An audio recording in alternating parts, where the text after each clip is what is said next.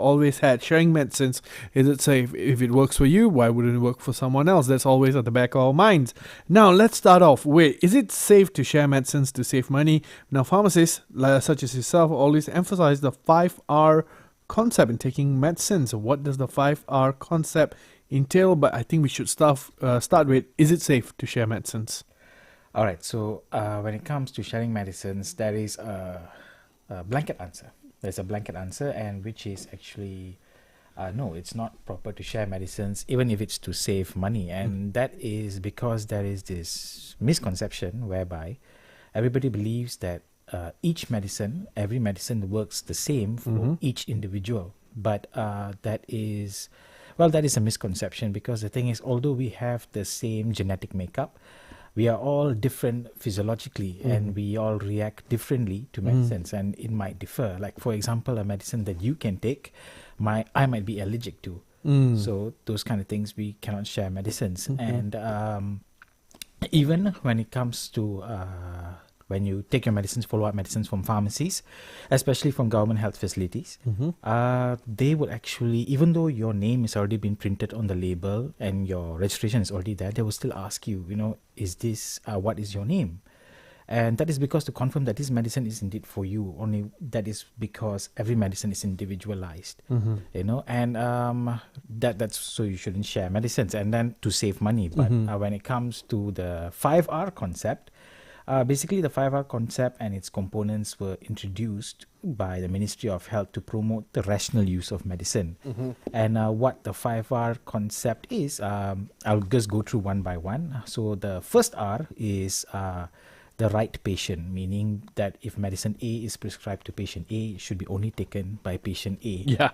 Okay. All right. So the second right is right medicines, basically meaning if medicine A is prescribed for disease A, it should only be taken for Disease A. Yes, exactly. And the third right is the right dose, meaning that a doctor will calculate a dose for you, and you shouldn't increase or decrease the dose according to your liking. And then the fourth R is the right route of administration, which means if you have a tablet that's meant to be swallowed, it should be swallowed only. If you have a cream that's meant to be topical cream and meant to be used on your skin, you should just apply it on your skin only. And the final R is the right time. As you know, medicines, they have medicines that 4 times a day, which means has to be taken every 6 hours. Medicines that should be taken at 3 times a day, which is every 8 hours. And then we also have medicines that only should be taken at night. Yep. At night before you sleep, and there's some scientific reason for that, but we'll not go too deep into it. Yeah. But so basically, those are the 5 R's, and it just promotes the rational use of it. Yeah, but of course, and also for instance, the right timing, right? Yes. There's some medicines you only should take after a meal. You shouldn't take before a meal. Exactly. There's some medicines you cannot even take if you even plan on driving after that. Yes. Yeah, especially the flu medicine. One flu medicine, the yellow color one. Yes. Yeah. Right. So now moving on. If someone has or shows the same conditions or symptoms, I think this is like a follow-up to the answer that you said earlier, right? Yeah. Could the medicines not be shared?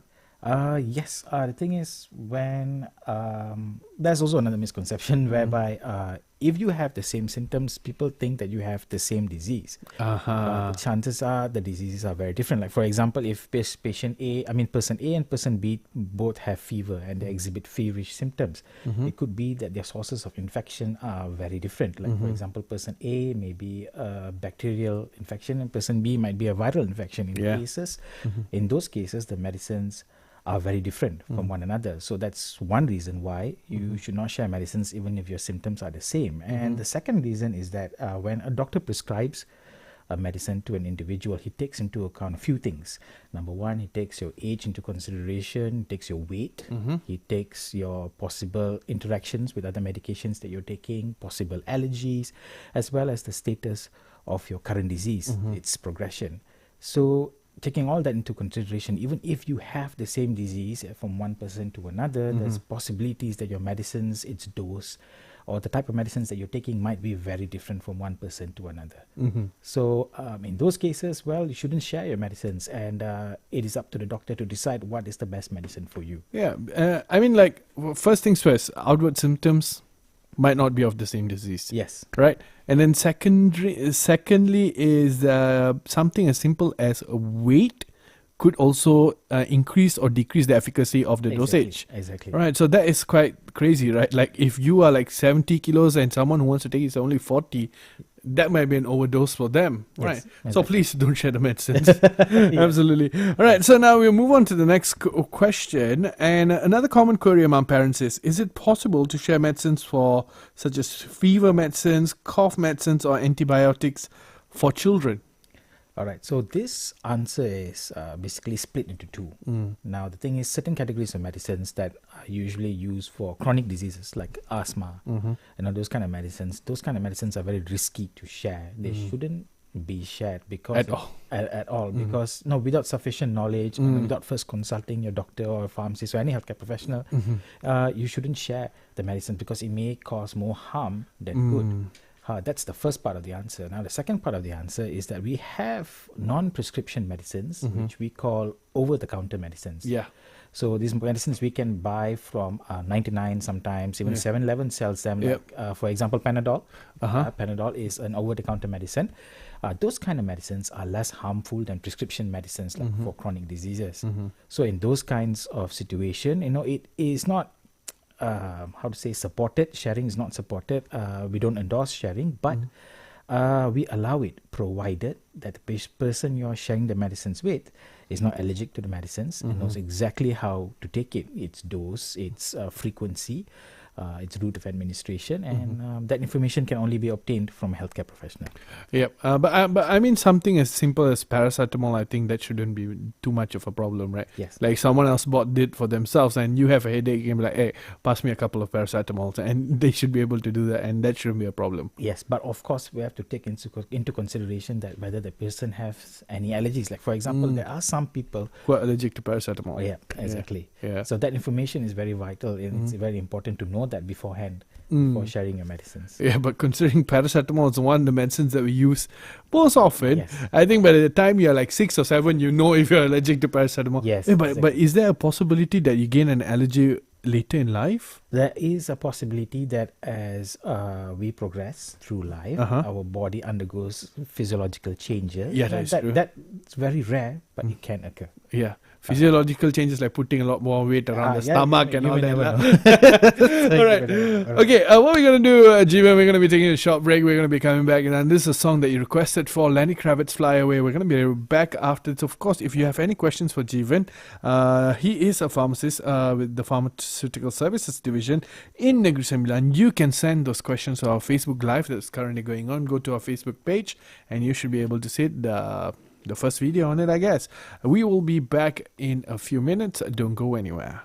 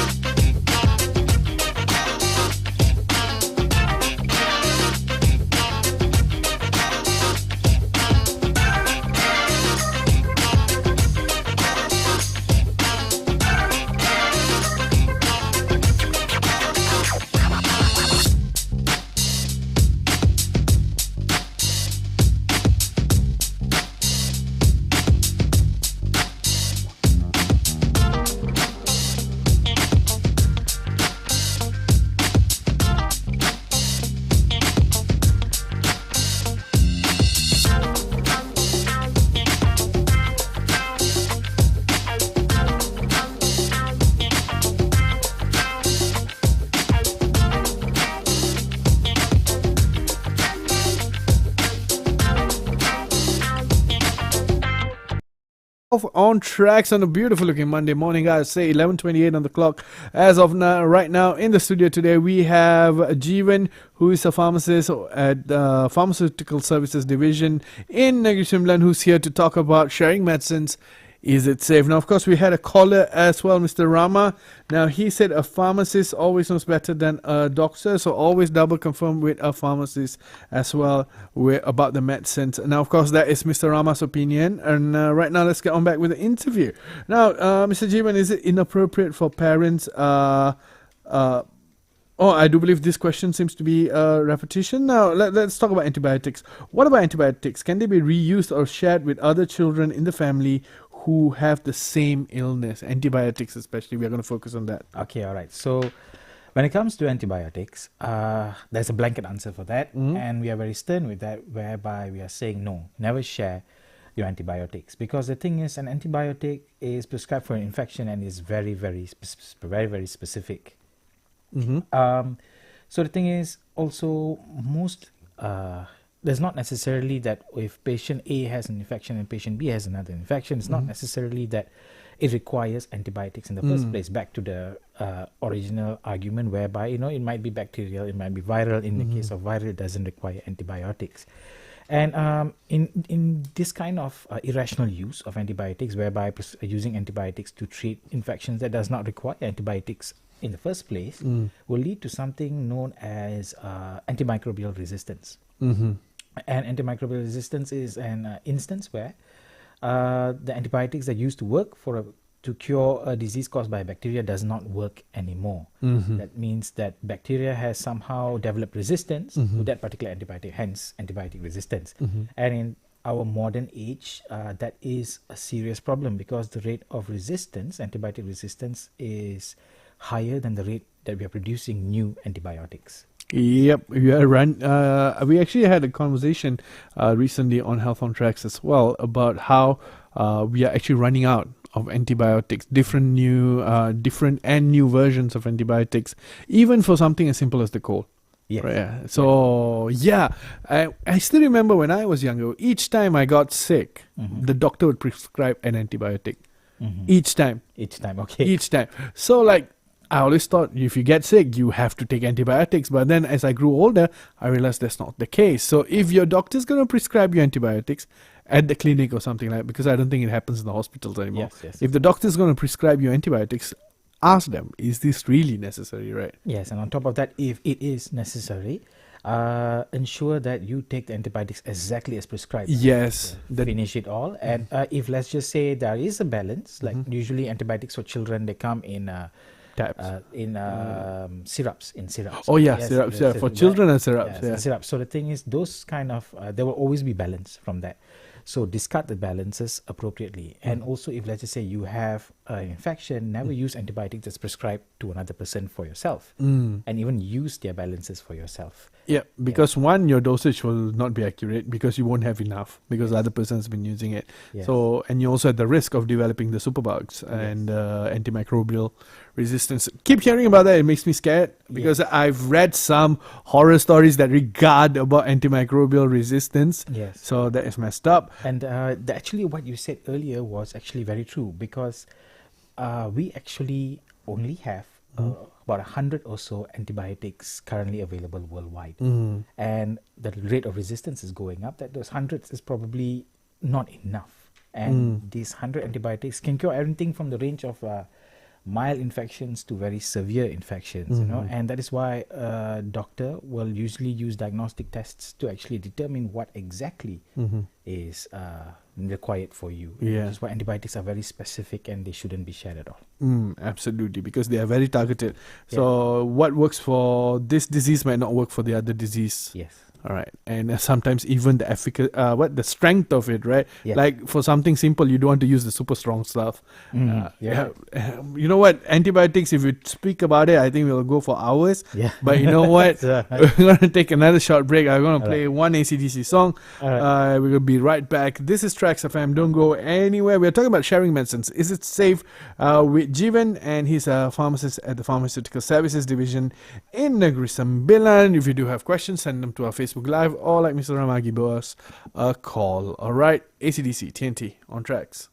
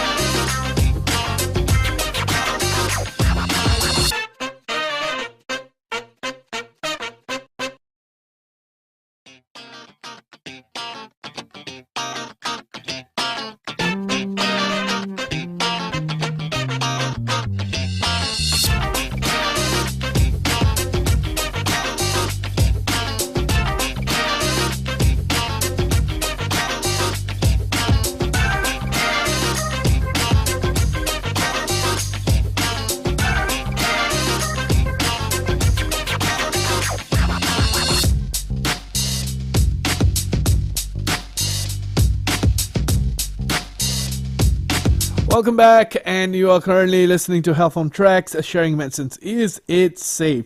We are speaking with Jivan, who is a pharmacist with the Pharmaceutical Services Division in Negeri, Sembilan. Now, Jivan, is it inappropriate for parents to give their kids the same medicines to treat common illnesses like fever, flu, or cough?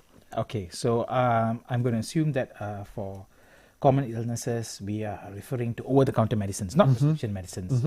So the thing is, one thing that parents should always keep in mind for each of their children is that these doses for their children are always calculated based on weight and age, and that varies across each children. And for common illnesses like using OTC medicines, yes, it is all right to share, provided that the parent knows exactly how to calculate the dose for each of their child. And as usual, that information is obtained from either the doctor or the pharmacist. But also, I have to say that not all over-the-counter medicines are suitable for all children, because there are some over-the-counter medicines that cannot be taken by children below 2 years old. Yeah, that is true. Yeah, because children below 2 years old, they have not developed the mechanisms to metabolize the drug in their body. So in those cases, those children cannot take those over-the-counter medicines. And usually there is a label warning on all these over-the-counter medicines. So yeah, and in any case, if let's just say those over-the-counter medicines don't work, self-treatment does not work, you must always go back to your healthcare practitioner to seek further advice. Yes, absolutely. Because I think, especially with the advent of Google and the advent of the internet, Yes. I think a lot of people believe that they have enough information to make informed decisions about things like this, especially sensitive things such as dosage, usage of medicine, and all that. A lot of people seem to think it's a conspiracy to also, right, like to push expensive medicine on you. But the thing, it is not. You cannot use certain medicines for certain kids. Yes. You cannot use other people's medicines as well. It's not a cost thing. Yes. It's a safety thing. Yes, exactly. Yeah. And apart from antibiotics, can medicines for chronic diseases such as diabetes, hypertension, heart disease, or cholesterol be shared? Like if there's an emergency, I might just add on. Okay, so this one is a bit of a long answer. Okay, so all prescription medicines, which are medicines that are required for chronic diseases, now they should not be shared, because the thing is, the actual diagnosis of an individual and the pharmacotherapy or other medicines that are provided to them might be very different from one person to another. You see, when a doctor actually decides what medicines to give you, if you have a chronic illnesses, he takes into account your family history, the disease, the current state of the disease, the history of the disease, as well as your lab results, your lab results that come out, let's just say your blood results, an example. And it's based on these things that the doctor will decide, okay, so these medicines are best for you. He also takes into account possible interactions with other medicines that you are currently taking for other chronic diseases that you might have. And it also takes into account possible allergies. So taking those things into consideration, so even if let's just say you do have the same exact diagnosis, there's a chance that you probably will not be taking the same medicines. We can use an example. Let's just say Auntie A and Auntie B both have diabetes. Okay.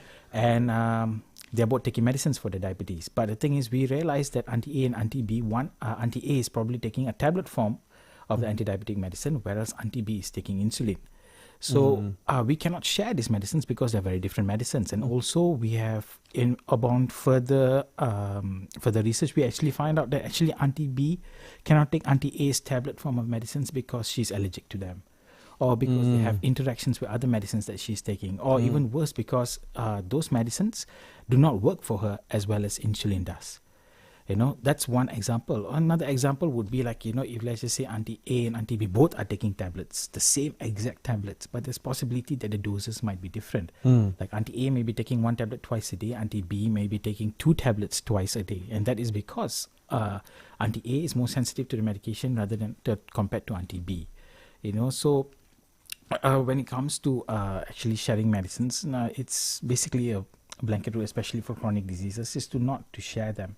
Because medicines are very individualized. And regarding the information that you said, people actually find online because of the advent of Google. Well, the thing is, we always encourage patients not to trust sources from illegitimate places, like testimonials, or anyone who says that anyone who's not a healthcare professional who says that it's okay to share medicines, because it truly is not. And if you want to actually obtain good information, solid information, legitimate information, it should always be from healthcare professionals, like pharmacists and doctors. Yep. And I always believe that, like, especially things about health, all right? A lot of people seem to think, like, as you say, the word that you use, a blanket, Yes. right? It's sometimes it is one cannot be used for the other. Yep. Healthcare is very custom. It's always tailored to you. Yes. And that's why you need to meet a doctor, you need to meet a pharmacist, you need to let them know what you are going through so that they can custom make a plan for you. Yes, exactly. Yeah. Exactly. That's exactly right. Just like nutrition as well. Yep. But I would like to ask you, in your long experience as a pharmacist, have you ever had to see the effects of sharing medicine before?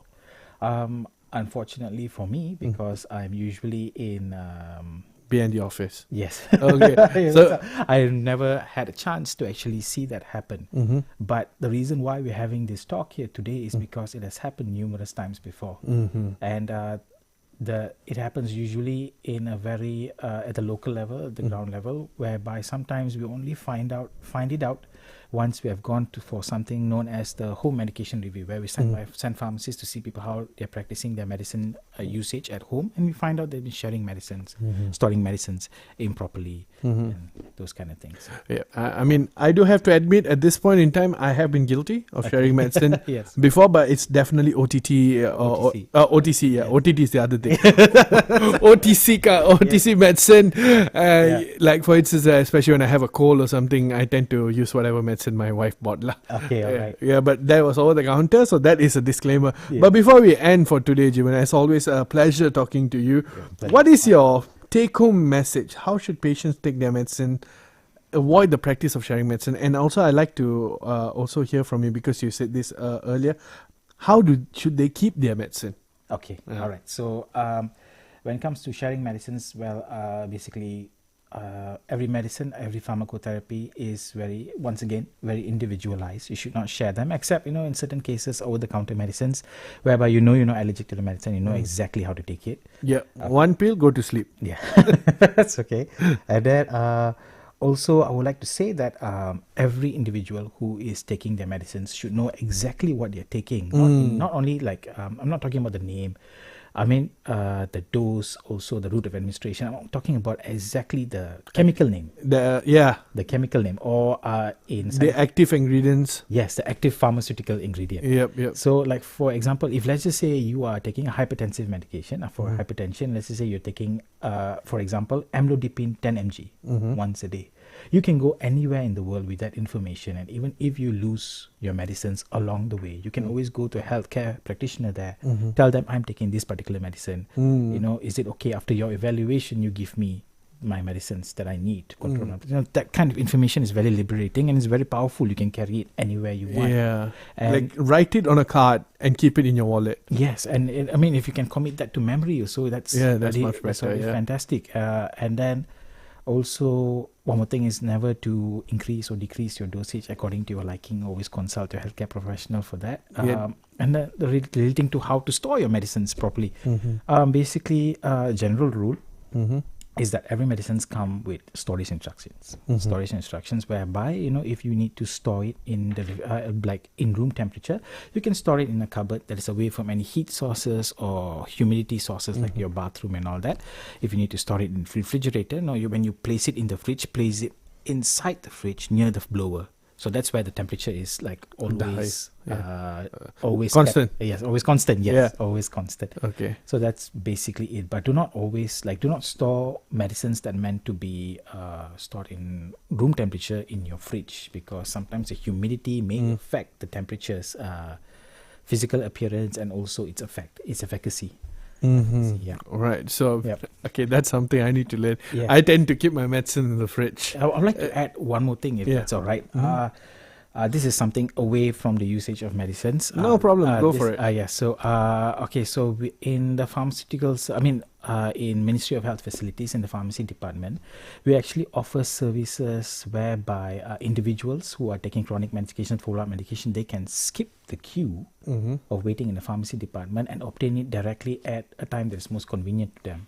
So these services are called value-added services, pharmacy value-added services, and in this term, there's a number of services underneath them. Like, for example, we have pharmacy drive-through, which is exactly what the name implies. You just drive through, there's like a pondok there. You just go and just take your medicine? Their medicines, at a time that is designated for you.